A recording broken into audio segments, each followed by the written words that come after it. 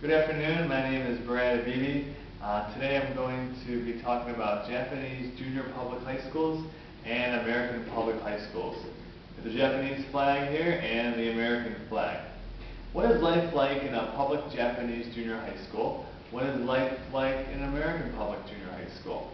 Not surprisingly, I can answer the latter question with little hesitation, but the first question was a question that I could not come up with a confident response until July of 2002. At that point in time, I had just completed teaching an eye-popping and exciting year at 3 junior public high schools in Japan.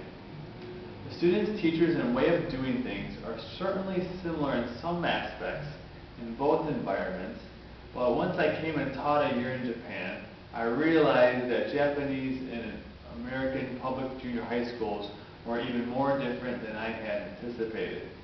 American and Japanese junior public high schools are similar on a few fronts. First of all, in all of it in Japan, and in some schools in the U.S., the junior high schools are 3-year schools. In essence, the junior high school students in Japan would be considered 6th, 7th, and 8th grade students in America. Japanese and American schools each have a student body of between 500 and 1,000 students, but the biggest distinction between the two countries is the amount of students in each classroom. Larger amounts are in Japan, where between 35 and 40 students sit aligned in 6 rows and 7 rows deep in small wooden desks. When I was teaching in these schools, I was amazed at how much little room I had between the chalkboard and the first row of seats. I truly felt like I was in a mini trash compactor. In addition, it was even worse in the summer months because none of the rooms had air conditioning, and they still do not now.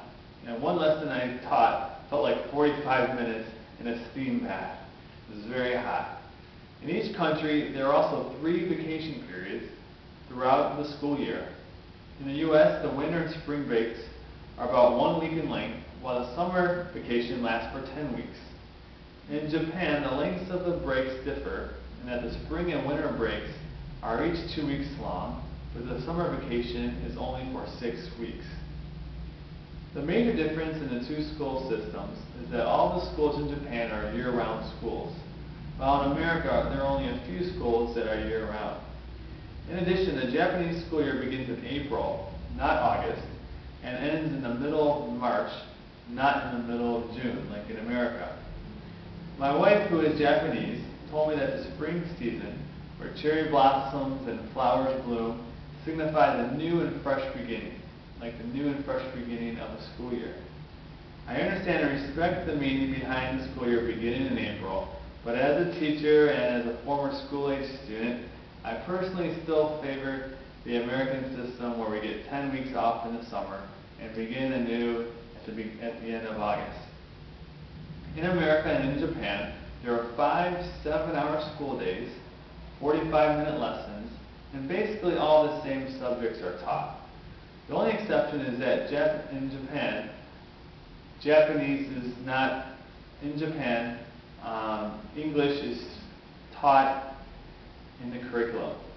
English has been added to the Japanese school curriculum within the last 10 years, but the Japanese students are still struggling mightily to grasp English.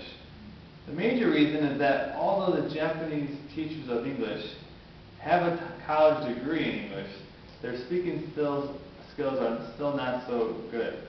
Their skills generally lie in writing and reading, and so do their students. In fact, about 50% of the teachers that I team taught with could speak very little English, and almost all of them spoke Japanese exclusively when teaching their students. This was very frustrating to me because these teachers would even tell their students to sit down or stand up or open your books in English.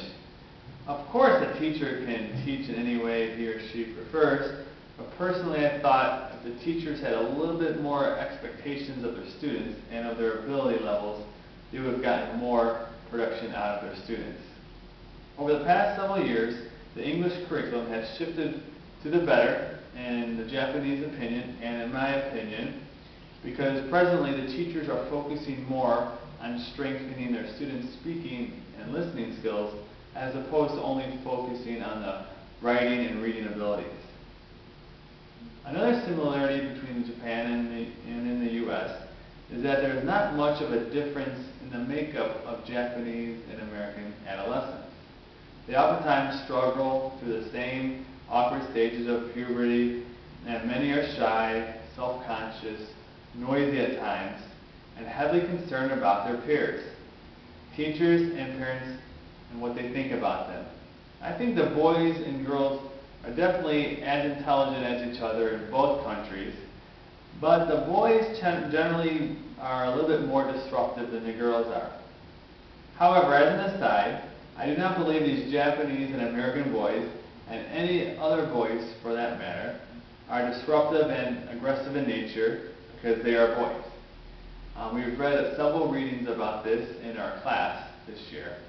Instead, I agree with author William Pollack, who stated, "How you treat a boy has a powerful impact on who he becomes. He is as much a product of nurturing as he is of nature."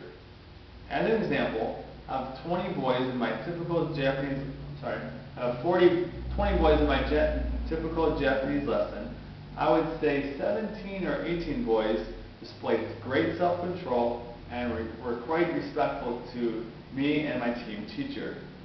Thus, I believe that these well-behaved boys most likely had parents or have parents who nurtured them and loved them and taught them how to be polite, hardworking, and respectful. In both America and in Japan, I would say that most teachers generally work hard, create solid lesson plans, and are truly devoted to helping their students learn and become fine members of society. However, as I'll point out later, the Japanese teachers work more hours and more days than the American teachers. Each school system in both countries has principals and vice principals in command, but at the 3 schools that I taught at in Wakayama City, there were no female principals or vice principals. Japanese women have slowly begun to obtain higher positions in schools and in the workforce, but American women are still ahead of Japanese women in this department and have been for a longer period of time.